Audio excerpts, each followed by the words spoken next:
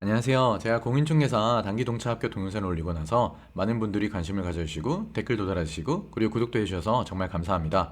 수많은 댓글들 중에서 저한테 공부를 어떤 식으로 했고 그리고 인터넷 강의를 들었냐 안 들었냐라는 질문들이 되게 많으셔서 제가 캘린더를 보면서 어떤 식으로 공부를 했는지 말씀을 드리고자 합니다.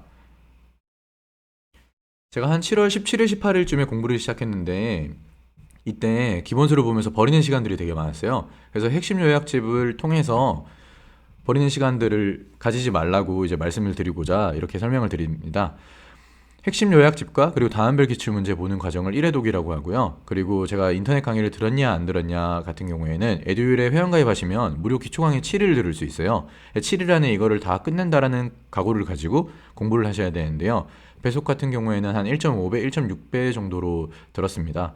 공법, 세법 같은 경우에는 이게 너무나 암기 과목이다 보니 세법은 그리고 공부하는 그 시험 범위도 되게 적어요. 그래서 세법은 1회, 2회 정도 보고 그 뒤에는 아예 보지 않았고요. 그리고 공법 같은 경우에는 배속을 더 빨리 해서 빨리빨리 넘겼던 기억이 있습니다. 그렇게 한 7일을 공부하시고 나면은 이제 3회독을 하셔야 되는데 모든 과목을 이제 동일하게 하셔야 돼요. 부동산 학개론을 처음에 시작하면은 1회독 할 때 시간이 되게 오래 걸리는데 조급해하지 마시고 나중에는 익숙해져서 빨리 되니까 천천히 보시면 됩니다. 저 같은 경우에는 이제 24일이라고 시작을 했다고 가정을 하면은 이렇게 한 4일 정도, 3, 4일 정도 걸렸고요. 그리고 나서 2회독이 한 이틀 정도 아니면 이틀 반 정도 걸리고 나머지는 하루 반 아니면 이틀 이런 식으로 걸려서 3회독을 끝냈었습니다. 그리고 나서는 다시 또 민법으로 이제 가셔야 되는데 민법도 그런 식으로 똑같이 하시다 보면은 한 일주일 정도 걸려요. 근데 저 같은 경우에는 민법이 학개론보다 훨씬 어려워서 한 하루 이틀 정도 초과가 됐던 기억이 있습니다. 중개사법 같은 경우에는 말장난인 과목이라고 생각을 하는데 이게 제가 어릴 때부터 말장난을 많이 해서 그런지 모르겠지만 중개사법은 되게 빨리 끝낼 수 있었어요. 한 5일 정도 걸렸던 기억이 있습니다. 그래서 이런 식으로 걸리고 공법은 너무 어려웠어요. 너무 어려워가지고 처음에 이게 이렇게 양이 많은데 내가 이걸 다 암기해야 돼? 그래서 의심을 품고 공부를 하다가 열심히 찾다 보니 책에도라는 책이 있어요. 이거를 꼭 사셔야 되는데 이거를 사시고 책에도와 그리고 단원별 기출 문제를 같이 보면서 단원별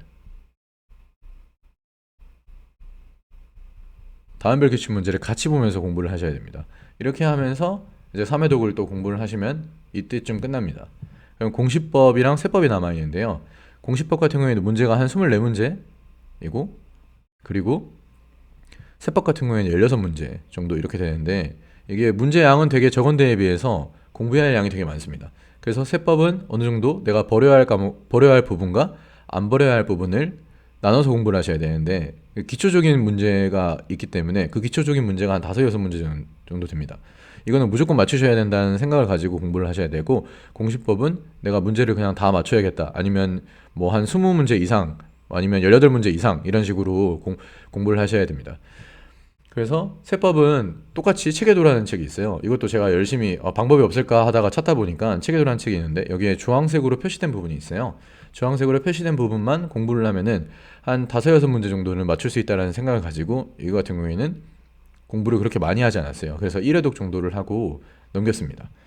그리고 민법 학개론을 이렇게 다시 돌아오게 되는데 2차 공부를 다 하고 나서 민법이랑 학개론을 시작하면은 정말 아무것도 기억이 나지 않는 마법 같은 일이 벌어져요. 근데 이때 멘탈이 붕괴되시면 안 되는데 그래서 민법 학개론 공부를 이때 큰일 났다 생각하고 정말 거의 죽을 각오로 공부를 했습니다. 이때 공부를 하게 되면서 느낀 거는 이제 1차 같은 경우에 떨어지면은 이게 2차 기회도 박탈이 되고 아예 시험 자체를 다시 또 1년을 기다려야 되기 때문에 1차를 좀 묵직하게 공부를 하셔야 돼요. 2차도 물론 열심히 공부를 하셔야 되겠지만 1차는 정말 내가 완벽하게 이 시험에 통과를 할 수 있겠다라는 마인드를 가지고 공부를 하셔야 되고 그리고 모의고사를 이때 한번 보게 되는데 정말 한 40점 이 정도 아래로 점수가 나와가지고 너무 충격을 먹어가지고 이때부터는 내가 아무런 생각도 하지 않고 정말 죽을 각오로 공부를 해야겠다는 생각을 가졌습니다. 그래서 어떻게 보면 모의고사가 이게 충격요법으로 되게 좋아서 중간중간에 모의고사를 푸시는 게 좋습니다. 그래서 다시 2차 공부를 하게 됩니다. 2차 중개사법, 공법, 공시법 이런 식으로 9월 달에 하게 되면서 그리고 모의고사를 한번 보는데 점수가 정말 안 나와요. 그래서 이제 여기서 또 충격을 먹게 되는데 멘탈이 붕괴되시면 안 되고 차분차분하게 집중하셔서 공부를 하셔야 됩니다.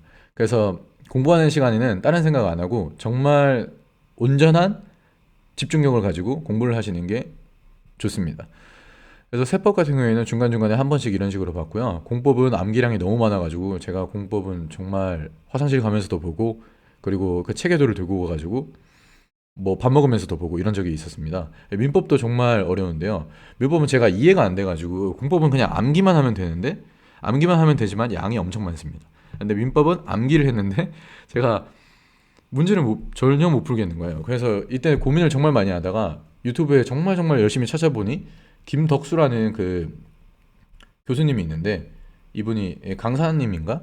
그 방문각에서 가르치시는 분이에요. 이분이 문제 푸는 요령을 가르쳐 주시는데 그게 정말 도움이 많이 됐거든요. 그거 한번 찾아보셔서 그 공부하시면 되게 도움이 많이 됩니다. 그래서 민법 공부는 그런 식으로 했는데 정말 정말 투자를 많이 했어요. 한 700시간, 800시간을 거의 민법에 투자를 했고요. 그다음에 공법도 한 정말 많이 공부했습니다. 그래요. 중개사법이나 공시법이나 이제 학개론 같은 경우에는 상대적으로 공부를 덜 하게 됐는데 학개론은 문제가 약간 정형화되어 있어요. 그래서 뭐 이런 식으로 나오겠다라는 그 틀이 잡히게 되는데 거기에 맞춰서 공부를 했고요. 그다음에 공시법 같은 경우에도 약간 빈출 문제 정해져 있는 틀이 있어요.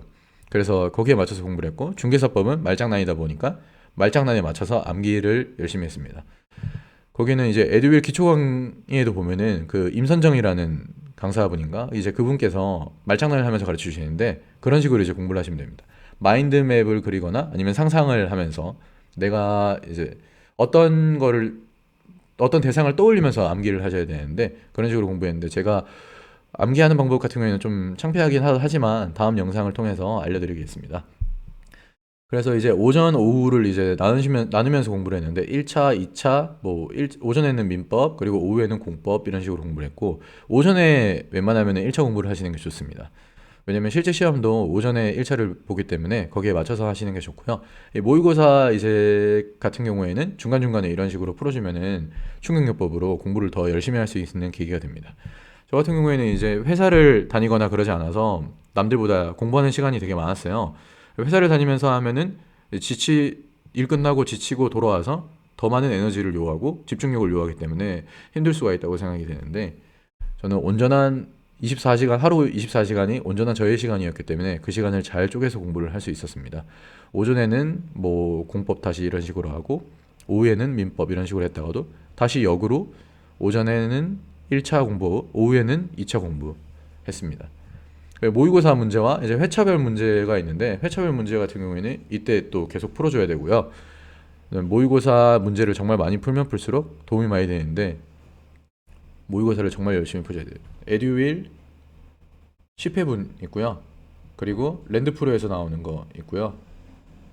그리고 방문각에서 나오는 게 있는데 저는 방문각은 문제도 되게 어렵다고 하고 나중에 시간이 없어가지고 이게 10회분이고 얘 같은 경우에 랜드프로는 7회분입니다.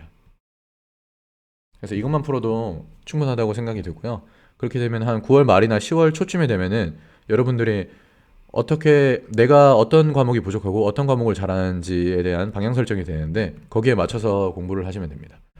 그리고 10월 첫째 주 토요일, 그리고 둘째 주 토요일, 셋째 주 토요일 이런 식으로 봉투 모의고사라는 게 있는데 이거는 실제 시험처럼 했어요. 거기 유튜브에 보면은 그 에듀윌 공인중개사 실제 시험 환경 이런 식으로 검색을 하다 보면은 1교시 시작했습니다. 그리고 종소리도 실제로 들리고 그렇게 되는데 거기에 맞춰서 그거를 이제 핸드폰으로 틀어놓고 공부를 하시면 되고 마스크도 실제로 쓰고 실제 시험처럼 하시면 됩니다.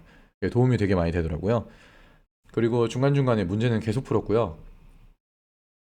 모의고사 계속 풀고 내가 비슷한 문제들이 계속 나왔는데 그걸 틀리면 절대 틀리지 않도록 노력하는 게 중요했습니다.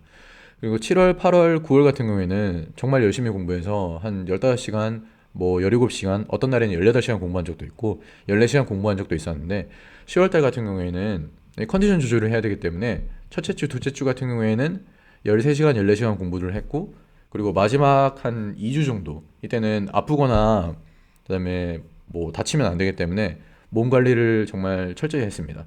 하루에 한 10시간, 뭐 12시간 이런 식으로 시간을 줄였고 그리고 뭐 돌아다닐 때도 다치지 않게 돌아다니기도 했고요. 네, 그런 식으로 공부를 하다가 이제 마지막 시험 현장에 가서 시험을 보시면 됩니다.